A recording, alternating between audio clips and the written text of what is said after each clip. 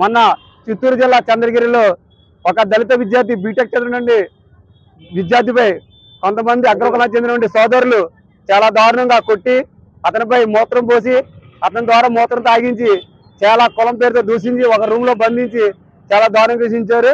మేము దీనిని నరసాపురం నియోజకవర్గ దళిత సంఘాల తరఫున మేము తీవ్రంగా ఖండిస్తున్నాం.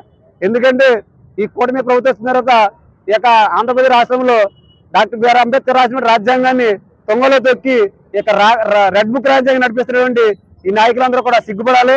ఎందుకంటే ఇంతవరకు ఎప్పుడు లేని విధంగా ఈ యొక్క కూటమి ప్రభుత్వం వచ్చిన తర్వాత కేవలం దళితులపైన ఈ యొక్క దాడులు చేస్తున్నారు. ఖబర్దార్ ప్రభుత్వం మీరు గుర్తుపెట్టుకోండి. దళితుల జోలికి వస్తే మా యొక్క దళితుల సత్తాన్ని మీకు చూపిస్తా. ఎందుకంటే ఇప్పటికే చాలా దాడులు జరుగుతున్నాయి. మొన్న చూస్తే ఈ రాష్ట్రానికి డిప్యూటీ సీఎం పవన్ కళ్యాణ్ నియోజకవర్గంలో దళితులని మల్లాం అనే గ్రామంలో దళితులు వెలువడం జరిగింది. అదేవిధంగా మొన్న నెల్లూరు జిల్లాలో కూడా ఇక్కడ పిఠాపురంలో దళిత సోదరు మాలను వెలువేస్తే అలాగే మన నెల్లూరు జిల్లాలో మాదిలను కూడా వెళ్ళడం జరిగింది.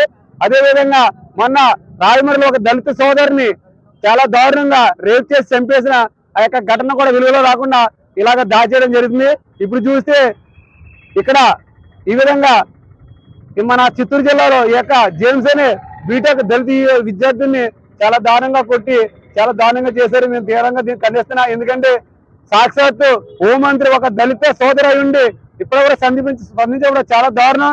పవన్ కళ్యాణ్ గారిని అధికారంలోకి వస్తే దళితుల్ని క్రైస్తవుల్ని ముస్లింలు సోదరుని అని చెప్పి ప్రగాఢ పలికి ఈ రోజుని యొక్క దళితుల మీద దాడులు జరుగుతుంటే కనీసం స్టేట్మెంట్ ఇవ్వకుండా యొక్క హోంమంత్రితో మాట్లాడకుండా చాలా సైలెంట్ గా చాలా సిగ్గుచేటు చాలా బాధాకరణం.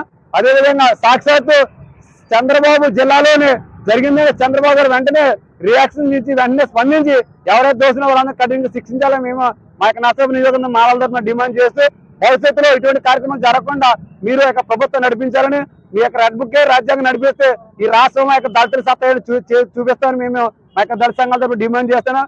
భవిష్యత్తులో ఇటువంటి కార్యక్రమం ప్రభుత్వం కాకుండా మీరు ప్రభుత్వాలు కట్టడి చేయాలని మనస్ఫూర్తిగా కోరుకుంటూ మేము యొక్క మా యొక్క మాలల సంఘ తరఫున డిమాండ్ చేస్తున్నాం. రాష్ట్రంలో జరుగుతున్న దళితులపై దాడుల్ని తీవ్రంగా ఖండిస్తూ నర్సాపురం దళిత జేఏసీ నాయకులు ఏర్పాటు చేసిన ఈ ధర్నా కార్యక్రమాన్ని చేసిన సోదరులందరికీ ధన్యవాదాలు. రాష్ట్రంలో జరుగుతున్న దళిత నాయకులపై దళిత విద్యార్థులపై కేసులు ఎంతో తీవ్రమైన దాడులు జరుగుతున్న వారిపైన దాడుల్ని తీవ్రంగా ఖండిస్తున్నాం.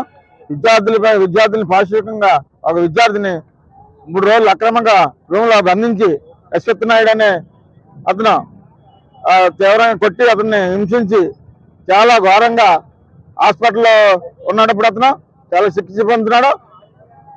అలాగే ఆ విద్యార్థినిపై దాడి చేసిన యశ్వత్ నాయుడు ఆయన వర్గాల అనుచరులపై అట్రాసిటీ కేసు పెట్టి వారిని అరెస్ట్ చేయాలని కూడా రోజులు అంటే అరెస్ట్ చేయాలి కూడా ఈ సందర్భంగా డిమాండ్ చేస్తున్నాం.